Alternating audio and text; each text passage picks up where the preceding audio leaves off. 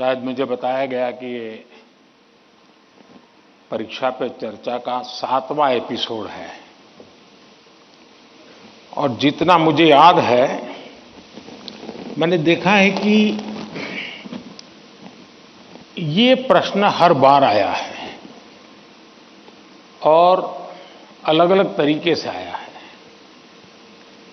इसका मतलब ये है कि 7 साल में 7 अलग अलग बैचेज इस परिस्थितियों से गुजरी है और हर नई बैच को भी इन्हीं समस्याओं का सामना करना पड़ रहा है। अब विद्यार्थियों की बैच तो बदलती है, लेकिन टीचर की बैच इतनी जल्दी बदलती नहीं है। अगर टीचर्स ने इन अब तक जितने मेरे एपिसोड हुए हैं उसमें मैंने इन बातों का जो वर्णन किया है, अगर उसका कुछ न कुछ उन्होंने अपने स्कूल में एड्रेस किया हो तो शायद हम इस समस्या को धीरे धीरे कम कर सकते हैं। उसी प्रकार से हर परिवार में ज्यादातर हो सकता है बड़े बेटे ने या बेटी ने पहले एक आध बार ये ट्रायल हुआ हो, लेकिन उनके लिए ज्यादा एक्सपीरियंस नहीं है। लेकिन हर मां बाप ने किसी न किसी रूप में इस समस्या को जरूर अनुभव किया है। अब सवाल यह है कि इसका समाधान क्या हो। हम ये तो नहीं कह सकते भाई स्विच ऑफ, प्रेशर बंद, ऐसा तो नहीं कर सकते। तो हमने अपने आप को एक तो किसी भी प्रकार के प्रेशर को झेलने के लिए सामर्थ्यवान बनाना चाहिए। रोते बैठना नहीं चाहिए, मान के चलना चाहिए कि जीवन में आता रहता है, दबाव बनता रहता है, तो खुद को तैयार करना पड़ता है। अब जैसे कभी आप उस स्थान पे जाते हैं जहां ठंड ज्यादा है और आप किसी गर्म इलाके में रहते हैं, तो आप मन को तैयार करते हैं कि आज अब मुझे 3-4 दिन के बाद ऐसे इलाके में जाना है जहां ठंड ज्यादा है। तो मन से आप तैयार करते हैं तो धीरे धीरे लगता है, पहुंचने के बाद कभी लगता है यार मैंने तो सोचा था उससे तो ठंड कम है, क्योंकि आपने मन से तय कर लिया है। और इसलिए आप टेम्परेचर कितना है कितना नहीं वो देखने की जरूरत नहीं पड़ती, आपका मन तैयार हो जाता है। वैसे ही दबाव को हमने अपने तरीके से मन से एक बार इस स्थिति से जीतना है, ये तो संकल्प करना होता है। दूसरा, ये जरा दबाव के प्रकार देखें। एक तो दबाव होता है खुद ने ही जो अपने लिए तय करके रखा है कि सुबह 4 बजे उठना ही उठना है, रात को 11 बजे तक पढ़ना ही पढ़ना है, आपने तो इतने आंसर सॉल्व करके ही जीतना है, और बड़ा दबाव खुद ही अनुभव करते हैं। मैं समझता हूं हमने उतना स्ट्रेच नहीं करना चाहिए कि जिसके कारण हमारी एबिलिटी ही टूट जाए। हमने स्लोली इंक्रीमेंट करना चाहिए। चलिए भाई, कल मैंने 7 क्वेश्चन सॉल्व किए थे रात को, आज 8 करूंगा। फिर मुझे वरना मैं 15 तय करूं और 7 ही कर पाऊं तो सुबह उठता है यार देखो कल तो कर नहीं पाए, आज करूंगा। तो एक खुद भी दबाव के प्रेशर पैदा करते हैं। हमने इसको थोड़ा साइंटिफिक तरीके से कर रहे हैं। दूसरा, मां बाप प्रेशर पैदा करते हैं, ये क्यों नहीं किया, वो क्यों नहीं किया, क्यों सोता रहा, चलो जल्दी उठते नहीं हो, पता नहीं एग्जाम है। और यहां तक कहते हैं देख वो तेरा दोस्त क्या करता है, तू क्या करता है। ये सुबह शाम जो कमेंट्री चलती है, रनिंग कमेंट्री, और कभी मां थक जाती है तो पापा की कमेंट्री शुरू होती है, कभी पापा थक जाते हैं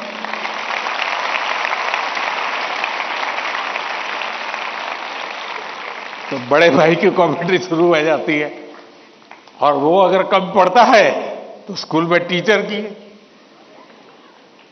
फिर या तो कुछ लोग ऐसे हैं, जाओ तुमको जो करना है कर लो, मैं अपना ऐसे ही रहूंगा। कुछ लोग इसे सिंसियर लेते हैं, लेकिन ये दबाव का दूसरा प्रकार है। तीसरा ऐसा भी होता है कि जिसमें कारण कुछ नहीं, समझ का अभाव है, और बिना कारण उसको हम संकट मान लेते हैं। जब एक्चुअली करते हैं तो लगता है नहीं यार इतना मुश्किल नहीं था, मैंने बेकार में दबाव झेलता रहा। तो मुझे लगता है कि एक तो इनको पूरे परिवार ने, टीचर ने, सबने मिलकर के एड्रेस करना होगा। सिर्फ स्टूडेंट एड्रेस कर लेगा, सिर्फ पेरेंट्स एड्रेस कर लेंगे, इतने से बात बननी नहीं है। और मैं मानता हूं कि ये लगातार परिवारों में भी बातचीत होती रहनी चाहिए। हर परिवार ऐसी स्थितियों में कैसे हैंडल करता है उसकी चर्चाएं होनी चाहिए। उसकी एक सिस्टमेटिक थियरी के बजाय हमने धीरे धीरे चीजों को इवॉल्व करना चाहिए। अगर ये इवॉल्व करते हैं तो मुझे पक्का विश्वास है कि हम इन चीजों से बाहर निकल के आते हैं। धन्यवाद। प्रधानमंत्री जी, कृपया भाग्यलक्ष्मी जी, दृष्टि और स्वाति द्वारा पूछे गए प्रश्नों में पीयर प्रेशर और कंपटीशन से होने वाली चिंता तथा इसके कारण रिश्तों में आने वाली कड़वाहट से कैसे बचें, कृपया मार्गदर्शन कीजिए। अगर जीवन में चुनौतियां न हो, स्पर्धा न हो, तो फिर जीवन बहुत ही प्रेरणाहीन बन जाएगा, चेतनाहीन बन जाएगा। कंपटीशन होनी ही चाहिए। लेकिन जैसे एक सवाल में पूछा कालीकट से बच्ची ने, हेल्दी कंपटीशन, इसलिए कंपटीशन हेल्दी होना चाहिए। अब आपका जो सवाल है वो जरा डेंजर है, और वो मुझे चिंता कराता है। शायद मुझे भी इस परीक्षा पे, चर्चा पे इस प्रकार का सवाल पहली बार आया है। देखिए, कभी कभी इस प्रवृत्ति का जहर, ये बीज पारिवारिक वातावरण में ही बो दिया जाता है। घर में भी माँ बाप, दो बच्चे हैं तो दोनों के बीच में कभी एक के लिए अच्छा बोलेंगे, कभी दूसरे के लिए। तो कभी उन दो भाई बहन में भी, या दो भाई में भी, या दो बहनों में भी, देखिए मां ने उसको तो ये कह दिया और मुझे ऐसा कह दिया। एक इस प्रकार की विकृत स्पर्धा का भाव जाने अनजाने में परिवार के रोजमर्रा के जीवन में बो दिया जाता है। और इसलिए मेरी सभी पेरेंट्स से आग्रह है कि कृपा करके बच्चों की इस प्रकार की कंपैरिजन, अपने ही संतानों की ऐसी कंपैरिजन मत कीजिए। उसके अंदर एक द्वेष का भाव पैदा कर देते हैं, और वो परिवार में भी कभी न कभी लंबे समय के बाद वो बीज एक बहुत बड़ा जहरीला वृक्ष बन जाता है। उसी प्रकार से मैंने बहुत पहले एक वीडियो देखा था, शायद आप लोगों ने भी देखा होगा। कुछ दिव्यांग बच्चे, उनकी एक कंपटीशन में सब दौड़ रहे हैं। 12-15 बच्चे अलग अलग, किसी दिव्यांग है तो कठिनाइयां है, लेकिन वो दौड़ रहे हैं। इतने में एक बच्चा गिर जाता है। अब ज्यादा बुद्धिमान लोग होते तो क्या करते, वाह ये तो गया, चलो यार एक तो स्पर्धा में कम हो गया। लेकिन उन बच्चों ने क्या किया, सबके सब जो आगे चले गए थे वो भी पीछे आए, जो दौड़ रहे थे वो भी रुक गए। पहले उन सब ने उसको खड़ा किया और फिर दौड़ना शुरू किया।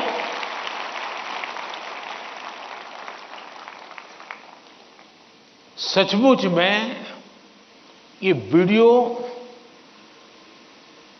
दिव्यांग बच्चों के जीवन का भले होगा, लेकिन हम लोगों को भी ये बहुत बड़ी प्रेरणा और बहुत बड़ा संदेश दे देता है। अब तीसरा विषय है कि आपके दोस्त से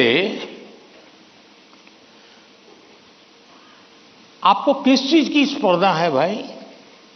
मान लीजिए 100 मार्क्स का पेपर है। अगर आपका दोस्त 90 ले गया तो क्या आपके लिए 10 मार्क बचा है क्या? आपके लिए 10 मार्क बचा है क्या? आपके लिए भी तो 100 है ना? तो आपको उससे स्पर्धा नहीं करनी है, खुद से करनी है। खुद से करनी है कि वो 100 में से 90 लाया, मैं 100 में से कितना लाऊं। उससे द्वेष करने की जरूरत ही नहीं है। एक्चुअली तो वो आपके लिए इंस्पिरेशन बन सकता है। और अगर यही मानसिकता रहेगी तो क्या करेंगे आप? अपने से तेज तर्रार व्यक्ति को दोस्ती नहीं बनाएंगे। आप ऐसे जिसकी कुछ चलती नहीं बाजार में, उसी को दोस्त बनाएंगे और खुद बड़े ठेकेदार बन के घूमते रहोगे। सचमुच में तो हमसे प्रतिभावान दोस्त ढूंढने चाहिए हमने। जितने ज्यादा प्रतिभावान दोस्त मिलते हैं, उतना हमारा भी तो काम बढ़ता है, हमारा स्पिरिट भी तो बढ़ता है। और इसलिए कभी भी हमने इस प्रकार का ईर्ष्या भाव कतई ही अपने मन में नहीं आने देना चाहिए। और तीसरा, मां बाप के लिए भी बहुत बड़ा चिंता का विषय है। मां बाप हर बार अपने बच्चों को कोसते रहे, देख तू खेलता रहता है, देख वो किताबें पढ़ता है, तू ये करता रहता है, देख वो पढ़ता है। यानी वो भी हमेशा उसी का उदाहरण देते हैं। तो फिर आपके दिमाग में भी यही एक मानदंड बन जाता है। कृपा करके मां बाप इन चीजों से बचे। कभी कभी तो मैंने देखा है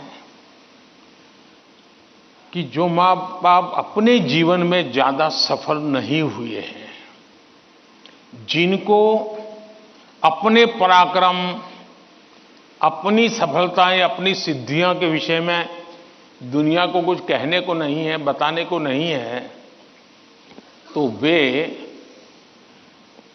अपने बच्चों का रिपोर्ट कार्ड ही अपना विजिटिंग कार्ड बना देते हैं। किसी को मिलेंगे, अपने बच्चे की कथा सुनाएंगे। अब ये जो नेचर है, वो भी एक प्रकार से बच्चे के मन में एक ऐसा भाव भर देता है कि मैं तो सब कुछ हूं, अब मुझे कुछ करने की जरूरत नहीं है। वो भी बहुत नुकसान करता है। सचमुच में तो हमें अपने दोस्त में से ईर्ष्या भाव के बजाय उसके सामर्थ्य को ढूंढने का प्रयास करना चाहिए। उसके अंदर अगर मैथमेटिक्स में एक्सपर्टाइज है, मेरी कम है, मेरे टीचर से ज्यादा अगर मेरा दोस्त मुझे मैथमेटिक्स में मदद करेगा तो वो मेरी साइकी समझ करके करेगा, और हो सकता है मैं भी उसी की तरह मैथमेटिक्स में आगे जाऊंगा।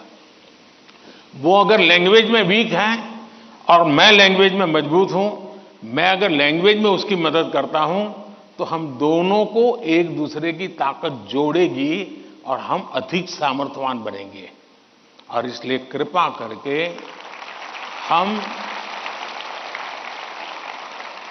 अपने दोस्तों से स्पर्धा और ईर्ष्या के भाव में न डूबें।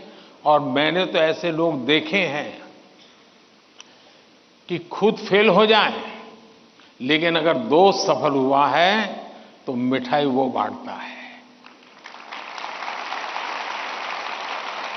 मैंने ऐसे भी दोस्त देखे हैं कि जो बहुत अच्छे नंबर से आए हैं, लेकिन दोस्त नहीं आया, इसलिए उसने अपने घर में पार्टी नहीं की, फेस्टिवल नहीं मनाया। क्यों? मेरा दोस्त पीछे रह गया। ऐसे भी तो दोस्त होते हैं। और क्या दोस्ती लेन देन का खेल है क्या? जी नहीं, दोस्ती ये लेन देन का खेल नहीं है।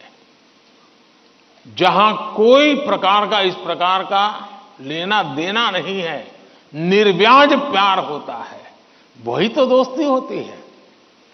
और ये जो दोस्ती होती ना, वो स्कूले छोड़िए, जिंदगी भर आपके साथ रहती है। और इसलिए कृपा करके दोस्त हमसे ज्यादा तेजस्वी तपस्वी हमें चुनने चाहिए और हमेशा उनसे सीखने का प्रयास करना चाहिए। धन्यवाद। Namaskar, Honorable Prime Minister Sir, I am Bonti Medhi, a teacher from Sibsagar district, Assam. My question is, what should be the role of a teacher in motivating students? Please guide us. Thank you. धन्यवाद ma'am. प्रधानमंत्री जी, कृपया आंध्र प्रदेश के संगीत शिक्षक श्री संपत राव जी और सभागार में उपस्थित शिक्षिका बंटी मेथी जी द्वारा पूछे गए इन प्रश्नों में वे परीक्षा के समय शिक्षकों की भूमिका के विषय में जानना चाहते हैं कि वे किस प्रकार विद्यार्थियों को तनाव मुक्त रहने में सहायता करें। कृपया समस्त शिक्षक वर्ग का मार्गदर्शन कीजिए। पहले तो मैं समझता हूं जो संगीत के टीचर हैं वो तो अपने क्लास नहीं, पूरी स्कूल के बच्चों का तनाव खत्म कर सकते हैं।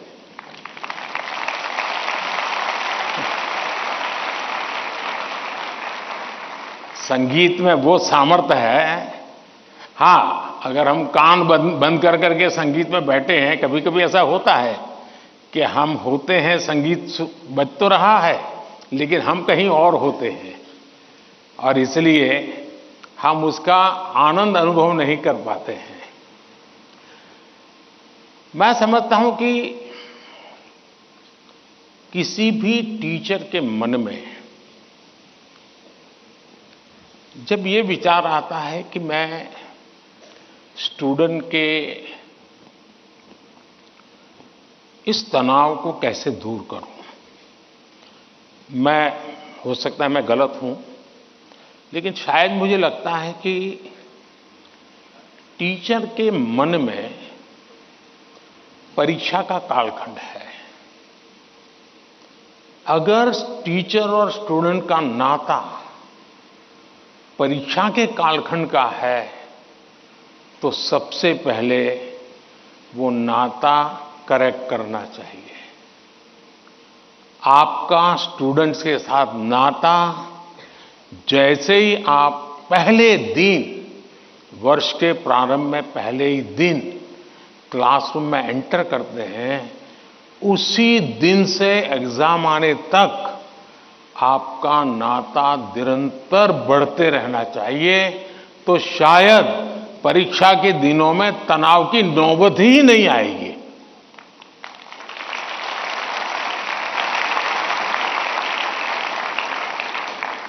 आप सोचिए, आज मोबाइल का जमाना है, स्टूडेंट के पास भी आपका मोबाइल होगा ही होगा। क्या कभी किसी स्टूडेंट ने आपको फोन किया है, कॉल पर कांटेक्ट किया है कि मुझे ये तकलीफ हो रही है, मैं चिंता में हूं? कभी नहीं किया होगा। क्यों? क्योंकि उसे लगता ही नहीं है कि मेरी जिंदगी में आपका कोई विशेष स्थान है। उसको लगता है कि आपका मेरा नाता सब्जेक्ट है, मैथ्स है, केमिस्ट्री है, लैंग्वेज है। जिस दिन आप सिलेबस से आगे निकल करके उससे नाता जोड़ोगे तो वो अपनी छोटी मोटी दिक्कतों के समय भी जरूर आपसे अपने मन की बात करेगा। अगर ये नाता है तो एग्जाम के समय तनाव की स्थिति पैदा होने की संभावना ही खत्म हो जाएगी। आपने कई डॉक्टर्स देखे होंगे, उन डॉक्टर में डिग्री तो सबके पास होती है, लेकिन कुछ डॉक्टर्स जो जनरल प्रैक्टिशनर्स होते हैं वो ज्यादा सफल इसलिए होते हैं कि पेशेंट आकर के जाने के बाद एक आध दिन के बाद फिर उसको फोन करते हैं कि भाई आपने वो दवाई ठीक से ले ली थी, कैसा है आपका। वो दूसरे दिन अपने अस्पताल आएगा तब तक इंतजार करने के बजाय बीच में एक आध बार बात कर लेते हैं, और वो बॉन्डिंग होता है ना, वो उसको आधा ठीक कर देता है। आप में से कोई टीचर ऐसे हैं, मान लीजिए किसी बच्चे ने बहुत अच्छा किया और जाकर के उसे परिवार में बैठ करके कहा, भाई आज तो मैं मिठाई खाने आया हूं, आपके बच्चे ने इतना शानदार कर दिया, आज आपसे मिठाई खाऊंगा। आपको कल्पना आती है कि उस मां बाप को, जब आप, बच्चे ने तो बताया ही होगा घर में जाकर के कि आज मैं ये करके आया हूं, लेकिन एक टीचर खुद जाकर के अगर बताता है तो उस परिवार में टीचर का आना, टीचर का बताना उस बच्चे को भी ताकत देगा, और परिवार भी कभी कभी और कुछ सोचता होगा। जब टीचर ने आके कहा तो परिवार भी सोचा, यार मेरे बच्चे में ये तो शक्ति हमें मालूम नहीं थी, लेकिन टीचर ने जो वर्णन किया वाकई हमें थोड़ा ध्यान देने की जरूरत है। तो आप देखेंगे कि एकदम से माहौल बदल जाएगा। और इसलिए पहली बात यह है, परीक्षा के समय तनाव दूर करने के लिए क्या करना, उसके लिए तो मैंने बहुत कुछ कह चुका हूं, मैं उसको रिपीट नहीं करता हूं। लेकिन अगर वर्ष भर आपका उसके साथ नाता रहता है, मैं तो कभी कभी पूछता हूं कई टीचरों को कि भाई आप 30 साल से टीचर हैं, जो पहले बार आपके यहां पढ़ाई करके गए होंगे शुरू में, अब तो उनकी शादी हो गई होगी, क्या कोई आपका स्टूडेंट अपना शादी का कार्ड देने आया था क्या? 99% टीचर मुझे कहते हैं कि नहीं, कोई स्टूडेंट नहीं आया। मतलब हम जॉब करते थे, हम जिंदगी नहीं बदलते थे। टीचर का काम जॉब बदलना नहीं है, टीचर का काम जॉब करना नहीं है, टीचर का काम जिंदगी को संवारना है, जिंदगी को सामर्थ्य देना है, और वही परिवर्तन लाता है। धन्यवाद। प्रधानमंत्री जी, अद्रिता, तैफूर और राजलक्ष्मी और इनके जैसे अनेक विद्यार्थियों द्वारा परीक्षा पे चर्चा के पिछले सभी संस्करणों में प्राय ये प्रश्न पूछा जाता रहा है, और अब भी ये प्रश्न कुछ विद्यार्थियों के चिंता का कारण बना हुआ है कि वे परीक्षा के दौरान होने वाले तनाव का सामना कैसे करें। कृपया इनका मार्गदर्शन कीजिए। घूम फिर करके फिर तनाव आ गया। अब ये तनाव से मुक्ति कैसे हो? आप देखिए कैसी गलती होती है। कुछ गलतियां यानी रोजमर्रा की हम थोड़ा ऑब्जर्व करें तो पता चलेगा। कुछ गलतियां पेरेंट्स का अति उत्साह कर देता है, कुछ गलतियां स्टूडेंट की अतिशय सिंसियरिटी कर देती है। बस समझता हूं इससे बचा जाए। जैसे मैंने देखा है कि कुछ माँ बाप को लगता है कि आज एग्जाम है तो बेटे को नई पेन ला करके दो, जरा कपड़े अच्छे पहना करके भेजो, तो उसका काफी समय तो उसमें एडजस्ट होने में ही जाता है। शर्ट ठीक है कि नहीं है, यूनिफॉर्म ठीक पहना है कि नहीं पहना है। माँ बाप से मेरा आग्रह है, जो पेन रोज उपयोग करता है ना वही दीजिए आप। या वहां पेन दिखाने थोड़ा जा रहा है वो। और परीक्षा के समय किसी को फुर्सत नहीं है, आपका बच्चा नया पहन करके आया, पुराना पहन के आया। तो ये साइकी उनको बाहर आना चाहिए। दूसरा, कुछ ऐसी चीजें खिला करके भेजेंगे, तुझे एग्जाम है ये खा के जाओ, एग्जाम है ये खा के जाओ, तो उसको और मुसीबत होती है जिसका वो कंफर्ट नहीं है।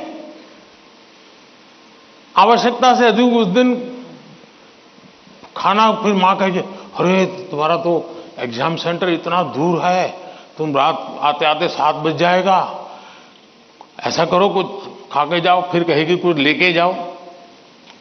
उसको वो रेजिस्ट करने लगता है, नहीं मैं नहीं ले जाऊंगा। वहीं से तनाव शुरू हो जाता है, घर से निकलने से पहले हो जाता है।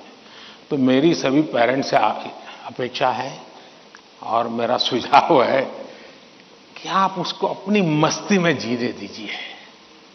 एग्जाम देने जा रहा है तो उत्साह उमंग के साथ चला जाए, बस जो उसकी रोजमर्रा की आदत है वैसा ही रहे वो। फिर जो सिंसियर स्टूडेंट है उनका प्रॉब्लम क्या होता है, दरवाजे तक किताब छोड़ते नहीं, दरवाजे तक। अब आप अचानक इस प्रकार से इवन रेलवे स्टेशन पर भी जाते हैं ना, तो कभी ट्रेन की एंट्री और आपकी एंट्री ऐसा होता है क्या? आप 5-10 मिनट पहले जाते हैं, प्लेटफॉर्म पर खड़े रहते हैं, कहाँ आपका डिब्बा आएगा उसका अनुमान लगाते हैं, फिर उस जगह पे जाते हैं, फिर सोचते हैं कि पहले कौन सा लगेज अंदर ले जाऊंगा, फिर कौन सा, यानी मन आपका तुरंत अपने आप को ट्रेन आने से पहले ही सेट करने लग जाता है। वैसे ही आपका जो एग्जामिनेशन हॉल है, हो सकता है वो कोई सुबह से आपके लिए खोल के नहीं रखेंगे, लेकिन 10-15 मिनट पहले तो अलाउ कर ही देते हैं। तो आराम से जैसे ही खुले अंदर पहुंच जाइए और आराम से बैठिए मस्ती से।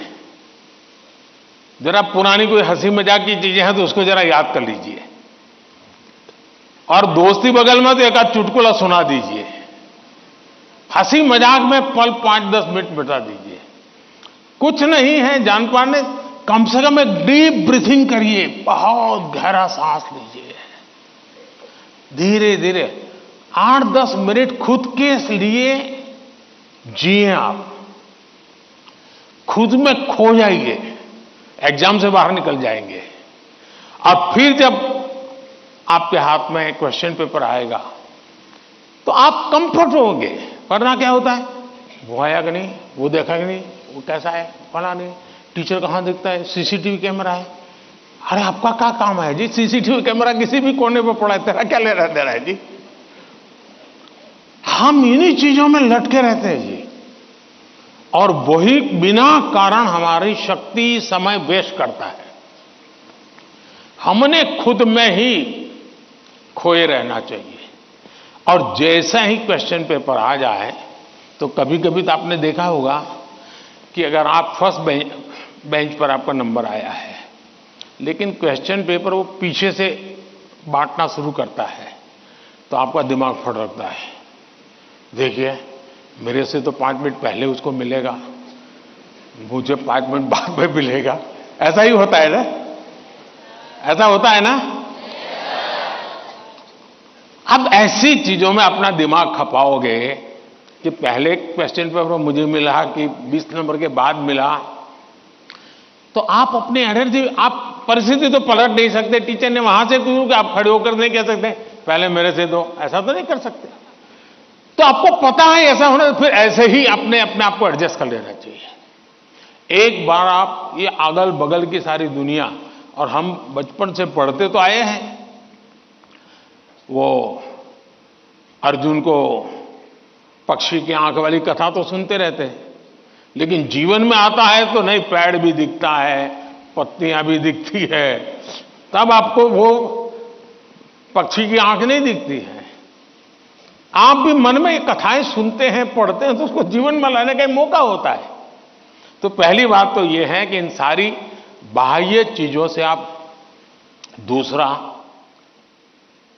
परीक्षा में घबराहट का कभी कारण ये होता है, कभी लगता है समय कम पड़ गया, कभी लगता है कि अच्छा होता मैं वो क्वेश्चन पहले कर लेता। तो इसका उपाय ये है, पहले एक बार पूरा क्वेश्चन पेपर पढ़ लीजिए, फिर मन से तय कीजिए कि किस आंसर में कितना मिनट मोटा मोटा मेरा जाएगा, और उसी प्रकार से अपना समय तय कर लीजिए।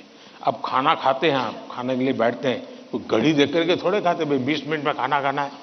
तो खाते खाते आदत हो ही जाती है, हाँ भैया इतने में 20 मिनट भी हो गया और खाना भी हो गया। इसके लिए कोई घड़ी और कोई बेल थोड़ा बचता है कि चलो अब खाना शुरू करो, अब खाना बंद करो, ऐसा तो होता नहीं है। तो ये प्रैक्टिस है। दूसरा मैंने देखा है कि आजकल जो सबसे बड़ी समस्या है, जिसके कारण ये समझ है, आप मुझे बताइए, आप एग्जाम देने जाते हैं, मतलब आप फिजिकली क्या करते हैं? आप फिजिकली पेन हाथ में पकड़ करके लिखते हैं, यही करते हैं ना? दिमाग अपना काम करता है, लेकिन आप क्या करते हैं? लिखते हैं। आज के युग में आईपैड के कारण, कंप्यूटर के कारण, मोबाइल के कारण मेरी लिखने की आदत धीरे धीरे कम हो गई है।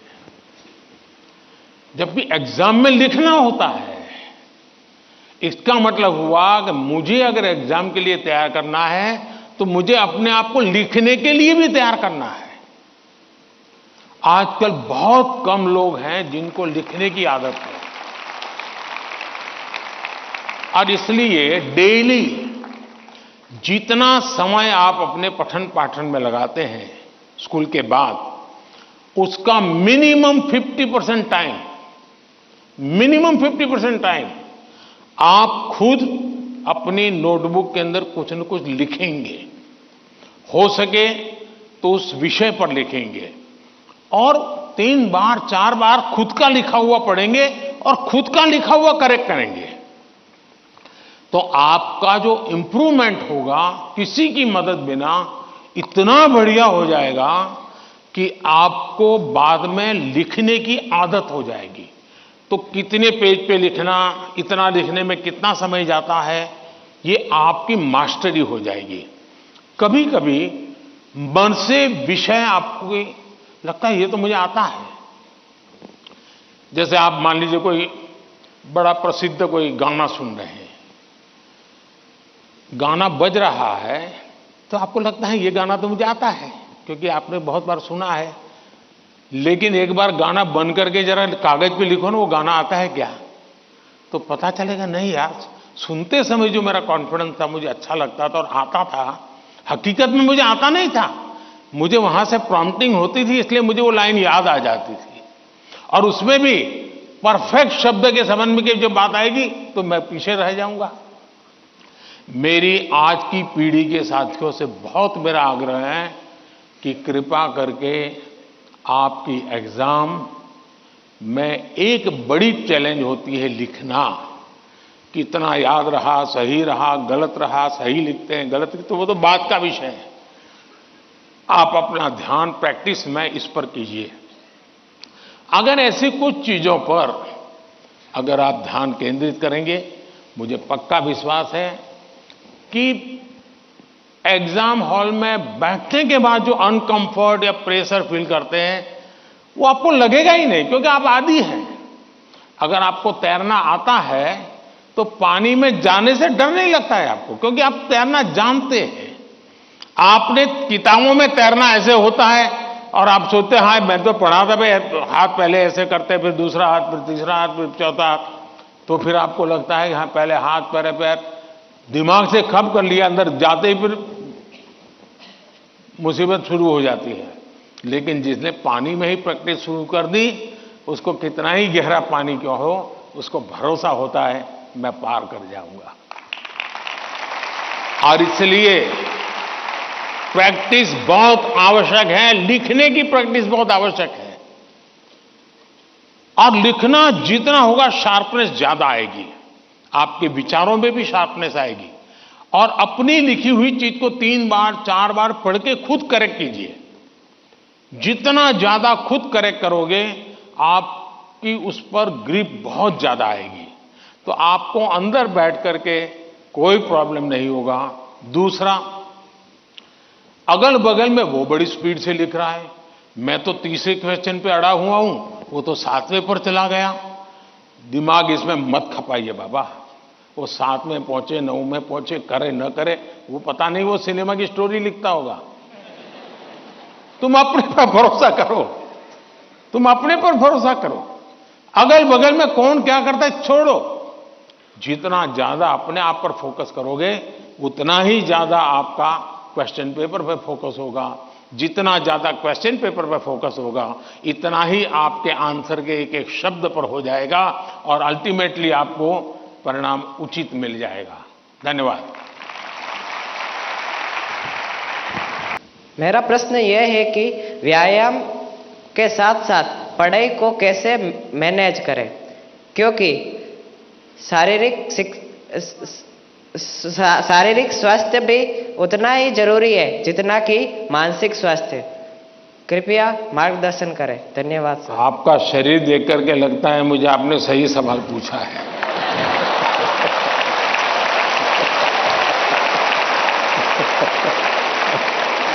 और आपकी ये चिंता भी सही होगी।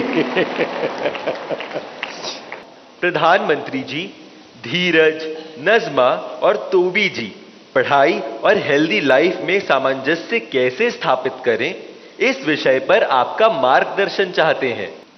आप में से बहुत सारे स्टूडेंट्स मोबाइल फोन का उपयोग करते होंगे और कुछ लोग होंगे शायद उनको घंटों तक मोबाइल फोन की आदत हो गई होगी। लेकिन क्या कभी ऐसा विचार आया मन में कि नहीं मैं रिचार्जिंग में फोन रखूंगा तो मेरा मोबाइल का उपयोग कम हो जाएगा, इसलिए रिचार्जिंग नहीं करूंगा। अगर रिचार्जिंग नहीं करूंगा तो मोबाइल काम करेगा क्या? करेगा क्या? तो मोबाइल जैसी चीज जो रोजमर्रा देखते हैं उसको भी चार्जिंग करना पड़ता है, नहीं करना पड़ता है? अरे जवाब तो दीजिए। रिचार्ज करना पड़ता है, नहीं करना पड़ता है? अगर मोबाइल को करना पड़ता है तो ये बॉडी को करना चाहिए कि नहीं करना चाहिए?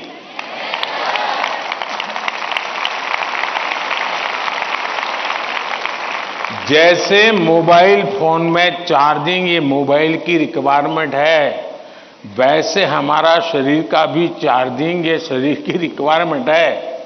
आप ऐसा सोचो कि नहीं पढ़ना है तो बस विंडो बंद, पढ़ाई, बाकी सब बंद, ऐसा कभी नहीं हो सकता है। जीवन ऐसे नहीं जी सकते हैं और इसलिए जीवन को थोड़ा संतुलित बनाना पड़ता है। कुछ लोग होते हैं खेलते ही रहते हैं, वो भी एक संकट होता है। लेकिन जब आपको एग्जाम देनी हो, क्योंकि लौकिक लाइफ जीवन में इन चीजों का अपना महत्व है, इसको टाल नहीं सकते। लेकिन अगर हम स्वस्थ ही नहीं रहेंगे, अगर हम अपने शरीर में वो सामर्थ्य ही नहीं होगा, तो हो सकता है कि 3 घंटे एग्जाम में बैठने का सामर्थ्य खो देंगे, फिर 5 मिनट ऐसे ही करके बैठा रहना पड़ेगा। और इसलिए स्वस्थ शरीर स्वस्थ मन के लिए भी बहुत जरूरी है। अब स्वस्थ शरीर का मतलब ये तो नहीं है कि आपको पहलवानी करनी है, ये आवश्यक नहीं है, लेकिन जीवन में कुछ नियमितताएं होती है। अब आप कभी सोचिए कितना समय है जिसमें आप खुले आसमान के नीचे सनलाइट में बिताए हो। अगर आप चलो पढ़ना भी है तो किताब लेकर के सनलाइट में बैठो ना भाई थोड़ी देर। कभी कभी बॉडी को रिचार्ज करने में सनलाइट भी बहुत जरूरी होता है। क्या कभी कोशिश की नियम से कि भाई मैं दिन में कैसे भी करके इतना तो मौका निकाल दूं ताकि मुझे सनलाइट के साथ नाता रहे? उसी प्रकार से कितना ही पढ़ना क्यों ना हो, लेकिन नींद को कभी भी कम मत आंकिए। जब अपनी मम्मी हमको कहती हैं कि सो जाओ तो उसका इंटरफियरेंस मत मानिए। ज्यादातर स्टूडेंट का ईगो इतना हर्ट हो जाता है कि तुम कौन होती हो, सो जाओ और मुझे कल एग्जाम देनी है, मैं सोऊंगा नहीं सोऊंगा, तुम्हें क्या लेना? ऐसा करते हैं ना घर में। जो नहीं करते हैं न बोले, जो करते हैं वो बोले। जरा करते हैं? कोई नहीं बोल रहा है। लेकिन ये पक्का है कि नींद के विषय में भी अगर एक बार रील पर चढ़ गए, एक के बाद एक रील देखते ही गए, छुपाना चाहते हो ना? कितना समय बीत गया पता नहीं, कितनी नींद खराब हो गई पता नहीं। क्या निकाला? पहला रील देखा था, याद करो जरा, याद भी नहीं है, ऐसे ही देख रहे हैं। ऐसे हम नींद को बहुत कम आंकते हैं। आज आधुनिक हेल्थ साइंस जो है वो नींद को बहुत तवज्जो देता है। आप आवश्यक नींद लेते हैं कि नहीं लेते हैं, वो आपके स्वास्थ्य पर बहुत बड़ा महत्वपूर्ण है। आपको उस पर ध्यान केंद्रित करना चाहिए। इसका मतलब ये भी नहीं कि बस एग्जाम तो आती रहेगी। मोदी जी को मिला था, उसने कहा है सो जाओ। अभी यहां आर्टिस्टिक बोर्ड बनाओ और घर में घुसते ही लिखो सो जाओ, मम्मी पापा को दिखा दो सो जाओ। ऐसा तो नहीं करेंगे ना। कम नींद स्वास्थ्य के लिए अनुचित है। कुछ अपवाद लोग होते हैं जिनको उन्होंने अपने एक ऐसे स्टेज पर बॉडी को ले गए हैं, उनको शायद उससे बाहर होंगे। सामान्य मानवीय के जीवन के लिए अनुचित है। आप कोशिश कीजिए कि आपकी रिक्वायर जितनी भी नींद है वो आप पूरी लेते हैं, और ये भी देखिए कि साउंड स्लीप है कि नहीं। बहुत गहरी नींद होनी चाहिए। आप हैरान हो जाएंगे, ये जो टीचर बैठे हैं ना, बड़ी आयु के टीचर, ये सुनकर के जरूर चौंक जाएंगे। आज भी मैं इतना सारा मेरे पास काम है ना, आप लोगों जितना नहीं है।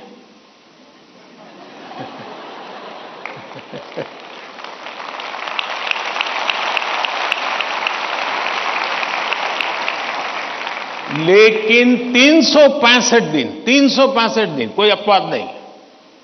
अगर मैं बिस्तर पे लेटा नहीं कि 30 सेकंड में डीप स्लीप की तरफ नहीं चला गया था, होता नहीं।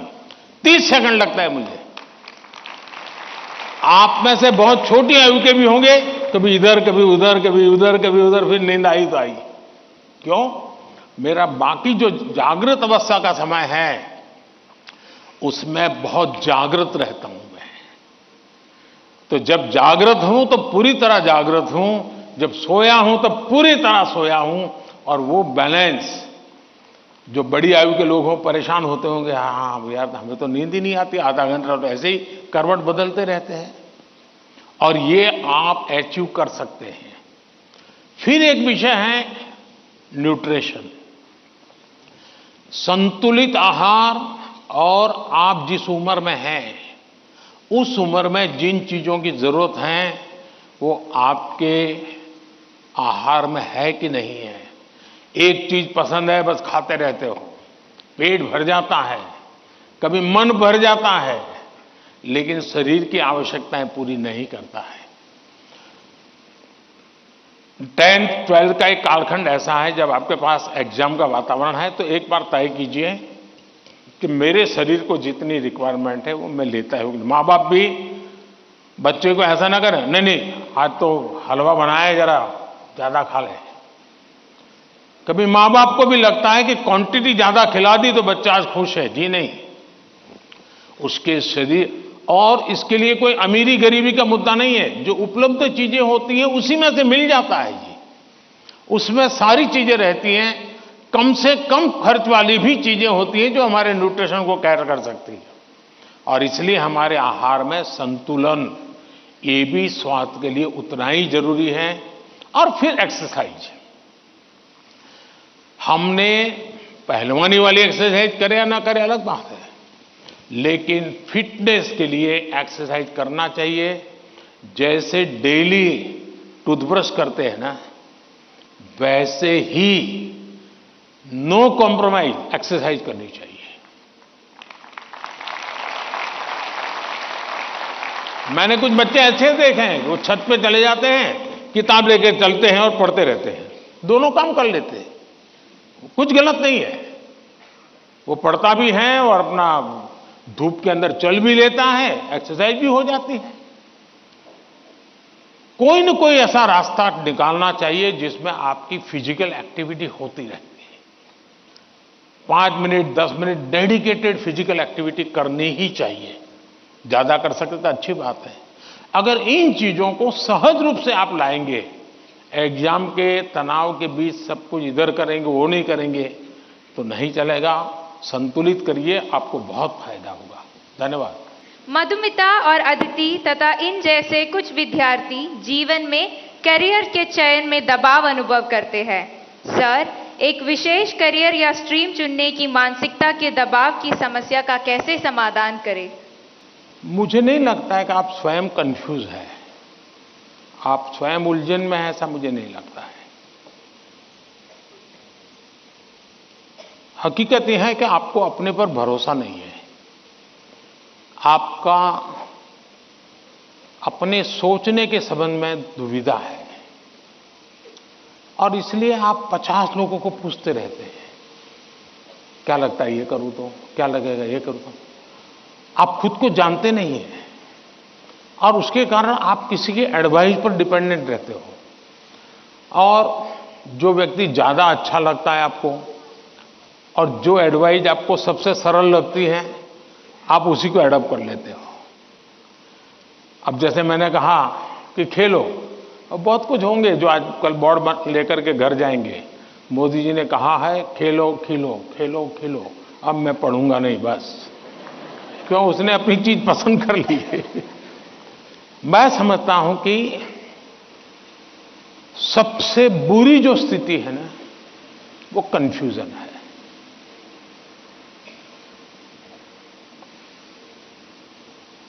अनिर्णायकता है। अनिर्णायकता आपने देखा होगा, पुराने जमाने में ऐसी कथा चलती थी, कोई गाड़ी लेकर के जा रहा था और कुत्ता तय नहीं कर पाया, इधर जाओ उधर जाओ, और आखिरकार वो नीचे आ गया।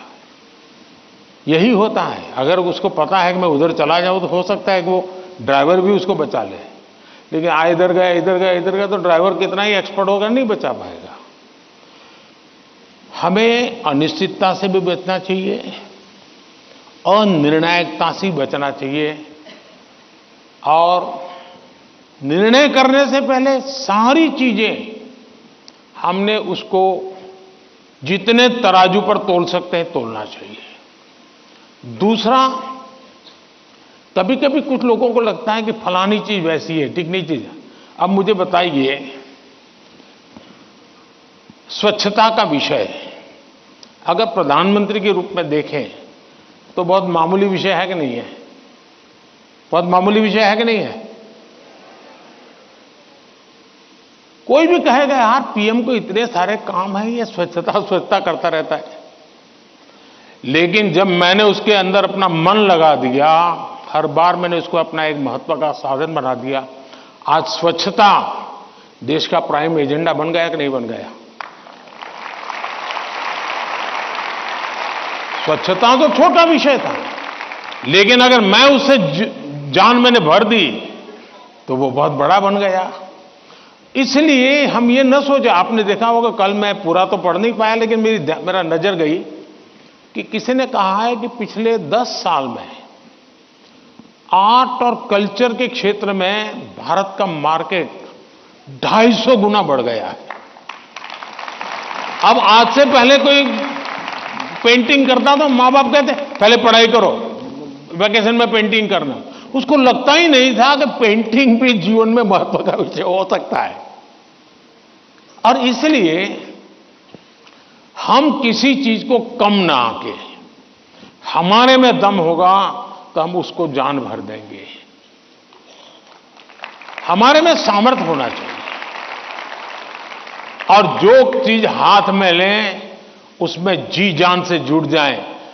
हम आधे अधूरे, यार उसने ये लिया मैं ये लेता तो शायद अच्छा होता, उसने ये लिया मैं ये लेता तो अच्छा होता, ये उलझन आपको बहुत संकटों में डाल सकती है। दूसरा विषय है कि आज नेशनल एजुकेशन पॉलिसी ने आपके लिए बहुत सुविधा कर दी है। आप एक क्षेत्र में बढ़ रहे हैं लेकिन आपको कहा मन कर गया चलो एक और ट्रायल करना है तो आप शिफ्ट कर सकते हैं, आपकी राह बदल सकते हैं, आपको किसी पर बंद रहने की जरूरत नहीं है, आप अपने आप प्रगति कर सकते हैं। और इसलिए अब शिक्षा में भी बहुत, आज मैं भी एग्जीबिशन देख रहा था, मैं देख रहा था कि बच्चों की प्रतिभा जिस प्रकार से प्रकट हुई है प्रभाव करने वाली है। सरकार का आईएनबी मिनिस्ट्री सरकार की योजनाओं को कम्युनिकेट करने के लिए जो करे, उससे ज्यादा मैंने देखा इन बच्चों ने बहुत अच्छा किया है। नारी शक्ति का महत्व इतने बढ़िया तरीके से रखा है। इसका मतलब यह हुआ कि किसी भी हालत में हमें निर्णायक होना ही चाहिए, और एक बार निर्णायक होने की आदत लग जाती है ना, फिर कंफ्यूजन नहीं रहता है। वरना तो आपने देखा होगा कि कभी हम रेस्टोरेंट में चले जाए परिवार के साथ, आप याद कीजिए, आप, मुझे तो वो मौका नहीं मिलता है लेकिन आपको मिलता होगा। रेस्टोरेंट में जाते होंगे, पहले आप सोचते होंगे मैं ये मंगवाऊंगा, फिर बगल वाले टेबल पे कुछ देखते हैं तो कहता है नहीं ये नहीं, ये मंगवाऊंगा। फिर वो बैरा जो है कुछ और ट्रे में लेके जाकर दिखता है मुझे, यार ये कुछ और है, नहीं नहीं ये क्या है भाई, ये है, अच्छा मेरे वो 2 कैंसल, ये ले आओ। अब उसका कभी पेट ही नहीं भरेगा जी, उसको कभी संतोष नहीं होगा, और जिस डिश आएगी तो उसको लगेगा यार इसके बजाय वो पहले वाला ले लिया होता तो अच्छा होता। जो लोग रेस्टोरेंट के डाइनिंग टेबल पर निर्णय नहीं कर पाते हैं, वो कभी रेस्टोरेंट का या खाने का आनंद नहीं ले सकते हैं। आपको निर्णायक बनना पड़ता है।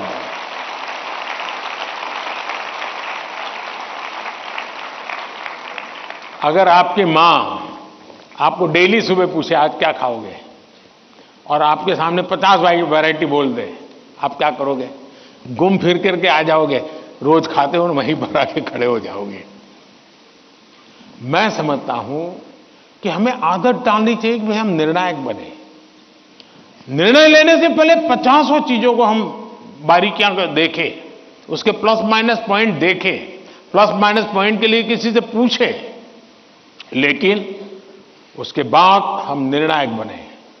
और इसलिए कंफ्यूजन किसी भी हालत में आप किसी के लिए अच्छा नहीं है। अनिर्णायकता और खराब होती है, और उसमें से हमने बाहर आना चाहिए। Thank you. प्रधानमंत्री जी, हम माता पिता को कैसे विश्वास दिलाएं कि हम मेहनत कर रहे हैं, इस विषय पर दीबश्री आपसे मार्गदर्शन चाहती हैं। आपने सवाल पूछा है, लेकिन सवाल के पीछे दूसरा सवाल है आपके मन में जो आप पूछ नहीं रही है। दूसरा सवाल यह है कि पूरे परिवार में मिसट्रस्ट है, ट्रस्ट डेफिसिट है, और ये यानी आपकी बहुत अच्छी परिस्थिति को आपने पकड़ा है। आपने उसको प्रस्तुत तो ऐसे किया घर में कोई नाराज न हो जाए,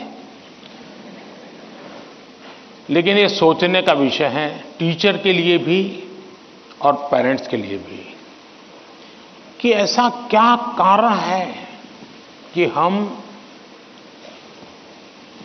ट्रस्ट डेफिसिट पारिवारिक जीवन में अनुभव कर रहे हैं।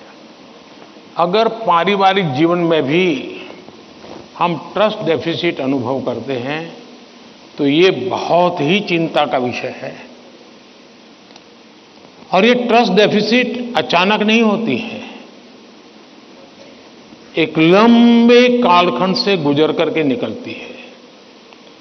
और इसलिए हर पेरेंट्स को, हर टीचर को, हर स्टूडेंट्स को बहुत ही बारीकी से अपने आचरण को एनालाइज करते रहना चाहिए। आखिरकार माँ बाप मेरी बात पे भरोसा क्यों नहीं करते? कहीं न कहीं तो ऐसी बातें हुई होगी जिसके कारण उनका ये मन बन गया होगा। कभी आपने कहा होगा कि मैं अपनी सहेली को मिलने जा रही हूं, और माँ बाप ने अगर बाद में पता चला कि आप तो उस दिन उसके यहां गई नहीं थी, तो ट्रस्ट डेफिसिट शुरू हो जाते, यार उसने तो कहा था वहां जाऊंगा, लेकिन मान लीजिए वहां गए नहीं, लेकिन आकर के कह दिया कि मैंने तय किया था उनके यहां जाऊंगा, लेकिन रास्ते में मेरा मन बदल गया तो मैं वहां चला गई थी। तो कभी भी ये ट्रस्ट डेफिसिट की स्थिति पैदा नहीं होगी। और एक विद्यार्थी के नाते हमें जरूर ऐसा सोचना चाहिए कि कहीं ऐसा तो नहीं है कि मैंने कहा था मम्मी आप सो जाओ, चिंता मत कीजिए, मैं तो पढ़ लूंगा, और मम्मी चुपके से देखती और मैं सो रहा हूं, तो फिर ट्रस्ट डेफिसिट हो जाएगा। ये तो कह रहा था मैं पढ़ूंगा, लेकिन पढ़ नहीं रहा है, सोया पड़ा है। आप कहते थे कि मां मैं अब 1 सप्ताह तक मोबाइल को हाथ नहीं लगाऊंगा, लेकिन छुपके से दिख रहा है मां को घरे, तो फिर ट्रस्ट डेफिसिट पैदा हो जाती है। क्या आप जो कहते हैं उसको सचमुच में पालन करते हैं क्या? अगर आप पालन करते हैं तो मैं नहीं मानता हूं कि पेरेंट्स को या टीचर्स को इस प्रकार की ट्रस्ट डेफिसिट की स्थिति पैदा होगी, आपके प्रति अविश्वास का कारण बनेगा। उसी प्रकार से मां बाप को भी सोचना चाहिए। कुछ मां बाप को ऐसी आदत होती है, जैसे मान लीजिए किसी मां बाप ने, मां ने बहुत बढ़िया खाना बनाया है और बेटा आया, किसी न किसी कारण से उसका खाने का मन नहीं है, लेकिन बहुत कम खाया, तो मां क्या कहेगी? जरूर कहीं खा करके आए होंगे, जरूर किसी के घर में पेट में भर करके आए होंगे। तो फिर उसको चोट पहुंचती है, फिर वो सच बोलता नहीं है। फिर मां को ठीक रखने के लिए, ठीक है चलो अच्छा लगे बुरा लगे, मैं जितना मुंह में पोस्ट ऑफिस में डालता हूं डाल दूंगा। ये ट्रस्ट डेफिसिट पैदा हो जाता है। हर घर के अंदर ये अनुभव आता होगा। आपको माताजी ने, पिताजी ने मानो आपको पैसे दिए और आपको कहा 1 महीने का तुम्हारा ये 100 रुपया तुम्हें देते पॉकेट का, और फिर हर तीसरे दिन पूछते हैं वो 100 रुपये का कह दिया। अरे भाई तुमने 30 दिन के लिए दिया है ना, दूसरा मांगने तो आया नहीं तुम्हारे पास, तो भरोसा करो ना। अगर भरोसा नहीं तो नहीं देना था। ज्यादातर मां बाप के केस में ऐसा होता है, रोज पूछते हैं अच्छा वो 100 रुपया, हाँ कोई ये तो पूछ सकता है, पूछने का तरीका होता है। कोई कहे बेटा उस दिन पैसे नहीं थे, तुम्हें 100 ही रुपये दिए थे, तुम चिंता मत करना, जरूरत पड़े तो कह देना। तो उस बेटे को लगे नहीं मेरे माता पिता ने मुझे 100 रुपया, देखो ये आपकी पसंद की बात आई तो ताली बजाते हो आप लोग। अगर वही सवाल ये पूछते 100 का क्या किया, इसके बजाय ये कहते, तो बेटा कहेगा ना मां बिल्कुल नहीं, मेरे पास पैसे हैं, सफिशिएंट है। यानी हमारा एक दूसरे के बीच बात करने का तरीका कैसा है, ये चीजें सामान्य जीवन में जो अनुभव आती हैं वो फिर धीरे धीरे धीरे एजुकेशन सिस्टम के साथ रोजमर्रा की हमारी अपेक्षाएं होती है, उसके टकराव में कन्वर्ट हो जाती है। फिर कहा मार्क्स क्यों नहीं आए, बस तुम पढ़ते ही होंगे, ध्यान देते नहीं होंगे, क्लास में बैठते नहीं होंगे, अपने दोस्तों के साथ गप्पे मारते होंगे, हो सकता है वो पैसे हैं सिनेमा देखने चले गए होंगे, मोबाइल फोन पर रील देखते होंगे। फिर वो कुछ न कुछ कहना शुरू हो जाता है, फिर दूरी बढ़ जाती है। पहले ट्रस्ट खत्म हो जाता है, फिर दूरी बढ़ जाती है, और ये दूरी कभी कभी बच्चों को डिप्रेशन की तरफ धकेल देती है। और इसलिए मां बाप के लिए बहुत आवश्यक है, उसी प्रकार से टीचर्स ने भी बच्चों के साथ इतना खुलापन रखना चाहिए, सहज रूप से अपनी बात कह सके। अगर उसको कोई सवाल समझ में नहीं आया तो कोई टीचर हड़का देगा, तुझे कुछ समझ नहीं आने वाला तो बाकियों को विद्यार्थियों का टाइम खराब मत करो, बैठ जाओ। कभी कभी क्या करते हैं टीचर भी, जो 4-5 होनहार बच्चे होते हैं ना, उनको वो बहुत प्रिय लगते हैं, उनसे उनका मन लग जाता है। बाकी क्लास में 20 बच्चे हैं, 30 बच्चे हैं, वो जाने उनका नसीब जाने, ये 2-4 में अपना मन लगा देते हैं, सब चीजें वाहवाही उन्हीं की करते रहते हैं, वही रिजल्ट देकर गए।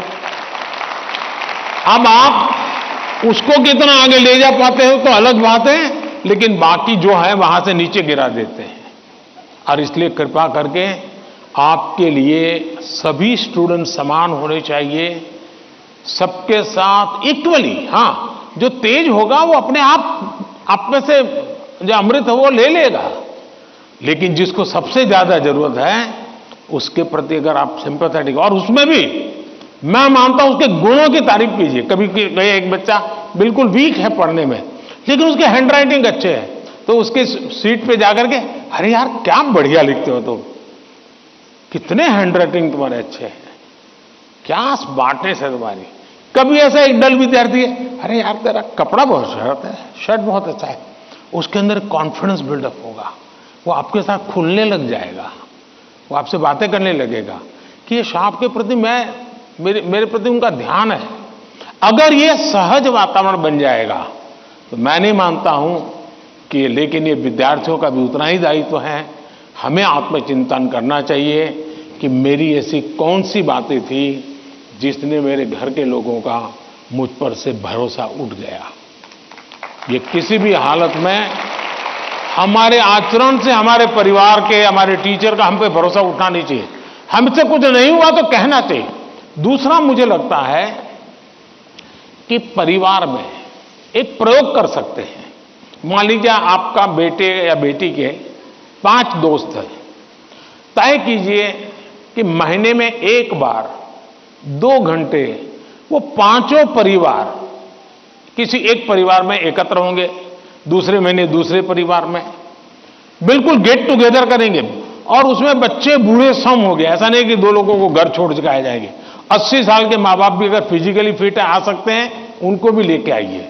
और फिर तय कीजिए कि आज वो जो तीसरे नंबर का दोस्त है, उसकी माता जी एक कोई पॉजिटिव बुक पढ़ करके उसकी कथा सुनाएगी। अगले बार तय किए जो 4 नंबर का दोस्त है, उसके पिताजी एक कोई पॉजिटिव मूवी देखा होगा तो उसकी कथा सुनाएंगे। जब भी आप 1 घंटे का गेट टुगेदर करें, सिर्फ और सिर्फ उदाहरणों के साथ, किसी रेफरेंस के साथ पॉजिटिव चीजों की चर्चा करें, वहां के किसी के रेफरेंस से नहीं।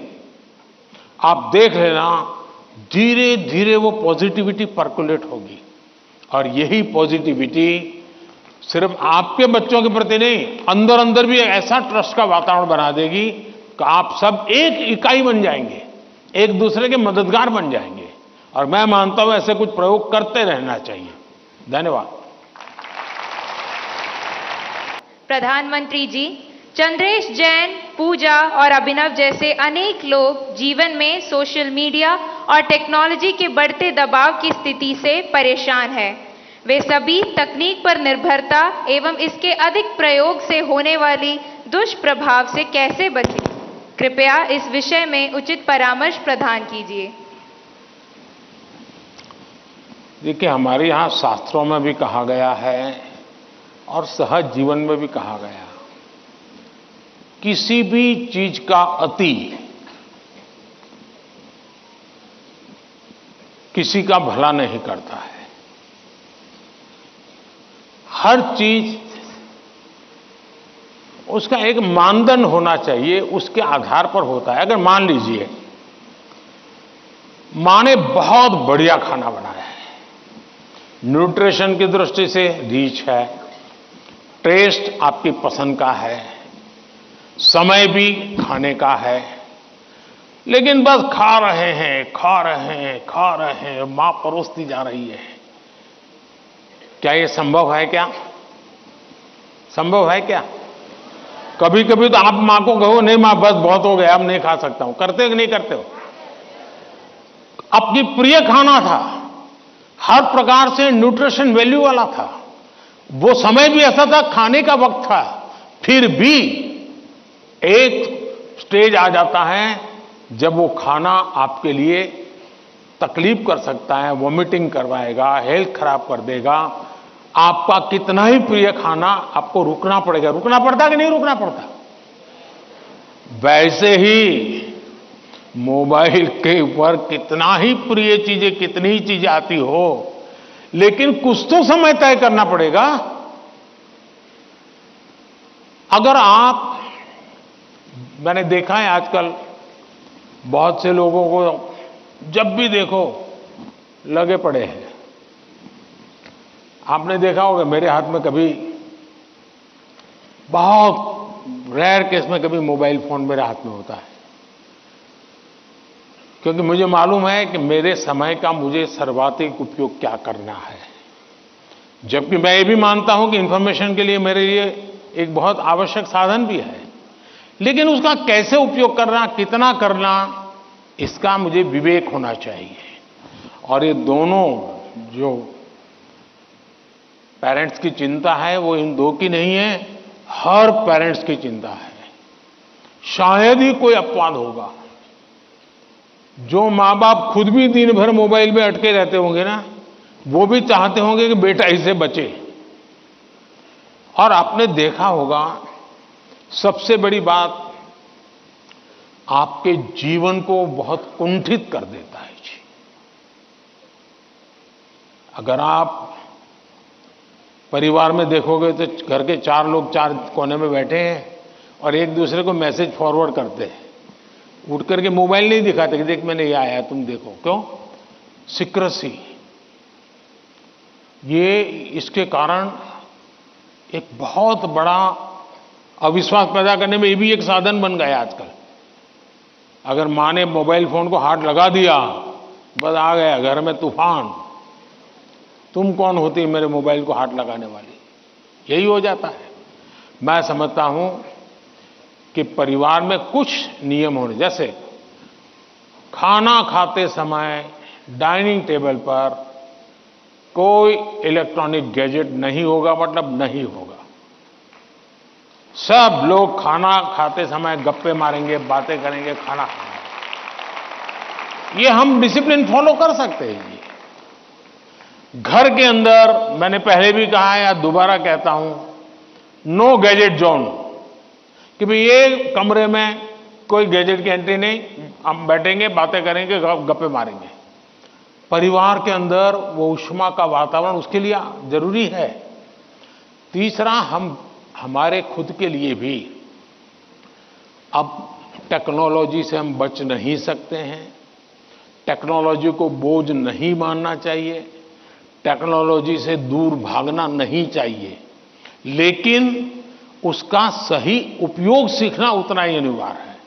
अगर आप टेक्नोलॉजी से परिचित हैं, आपके माता पिता को पूरा नॉलेज नहीं है, सबसे पहला आपका काम है आज मोबाइल पर क्या क्या अवेलेबल है उनसे चर्चा कीजिए, उनको एजुकेट कीजिए और उनको विश्वास में लीजिए कि देखिए मैथ्स में मुझे ये चीजें यहां मिलती हैं, केमिस्ट्री में मुझे ये मिलती हैं, हिस्ट्री में ये मिलती हैं, और मैं इसको देखता हूं, आप भी देखिए।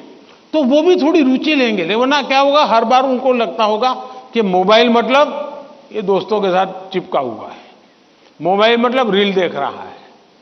अगर उसको पता चले कि भाई इसमें ये पार्ट है, इसका मतलब ये नहीं कि माँ बाप को मूर्ख बनाने के लिए बढ़िया चीज दिखा दे और फिर दूसरा करे, ऐसा नहीं हो सकता है।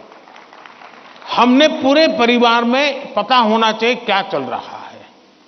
हमारे मोबाइल फोन का लॉक करने का जो नंबर होता है वो परिवार के सबको अगर पता हो तो क्या नुकसान होगा। परिवार के हर सदस्य को हर एक मोबाइल का अगर इतनी ट्रांसपेरेंसी आ जाए, आप काफी बुराइयों से बच जाएंगे, काफी बुराइयों से बच जाएंगे। कि भाई हर किसी को हर एक भले मोबाइल अलग होगा, लेकिन उसका जो कोड वर्ड है उसको मालूम है, तो ये भला हो जाएगा। दूसरा, आप भी अपना स्क्रीन टाइम को मॉनिटर करने वाले जो एप्स होते हैं उसको डाउनलोड करके रखिए। वो बताएगा भाई आपका स्क्रीन टाइम आज इतना हो गया, आपने यहाँ इतना टाइम गंवाया है, आपने इतना टाइम, वो आप स्क्रीन पर ही आपको मैसेज देता है, वो आपको अलर्ट देता है। जितने ज्यादा ऐसे अलर्ट के टूल्स हैं, हमने अपने गैजेट्स के साथ जोड़ के रखना चाहिए ताकि हमें भी पता चले, हाँ यार ज्यादा हो गया, अब मुझे रुकना चाहिए। कम से कम वो हमें अलर्ट करता है। एट द सेम टाइम उसकी पॉजिटिव उपयोग कैसे कर सकते हैं। अगर मान लीजिए मैं कुछ लिख रहा हूं, लेकिन मुझे एक अच्छा शब्द मिल नहीं रहा है, तो मैं डिक्शनरी की मुझे जरूरत है, मैं डिजिटल व्यवस्था का उपयोग करके उसका लाभ ले सकता हूं। मान लीजिए कि मैं कर रहा हूं और मुझे कोई अरिथमेटिक का सूत्र ध्यान नहीं आता है, चलिए मैंने डिजिटल चीज का सपोर्ट सिस्टम ले लिया, पूछ लिया उसको क्या हुआ, फायदा होगा। लेकिन अगर मैं जानता ही नहीं हूं कि मेरे मोबाइल में क्या ताकत है, तो मैं क्या उपयोग करूंगा। और इसलिए मुझे तो लगता है कि कभी कभी क्लासरूम में भी मोबाइल के पॉजिटिव पहलू क्या क्या है, पॉजिटिवली उपयोग आने वाली कौन सी चीजें हैं, कभी 10-15 मिनट क्लासरूम में चर्चा करनी चाहिए। कोई स्टूडेंट अपने अनुभव बताएगा कि मैंने उस वेबसाइट को देखा, हमारे स्टूडेंट्स के लिए अच्छी वेबसाइट है। मैंने उस वेबसाइट को देखा, फलाने सब्जेक्ट के लिए वहां अच्छी लर्निंग मिलती है, अच्छे लेसन्स मिलते हैं। मान लीजिए टूर जा रही है कहीं पर, टूर प्रोग्राम हमारे पास है और बच्चे जा रहे हैं कि चलो भाई हम जैसलमेर जा रहे हैं।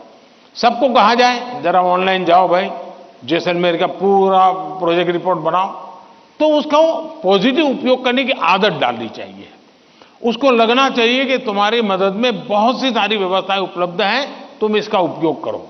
जितना ज्यादा सकारात्मकता से आप उपयोग करोगे उतना आपको लाभ होगा। और मेरा आग्रह रहेगा कि हमने उससे दूर भी नहीं भागना है, लेकिन हमने हर चीज का विवेक से और पूरे परिवार में ट्रांसपेरेंसी से, जितनी ज्यादा ट्रांसपेरेंसी आएगी, ऐसे छुप छुप करके देखना पड़ेगा मतलब कुछ गड़बड़ है। जितनी ट्रांसपेरेंसी आएगी उतना लाभ ज्यादा होगा। बहुत बहुत धन्यवाद।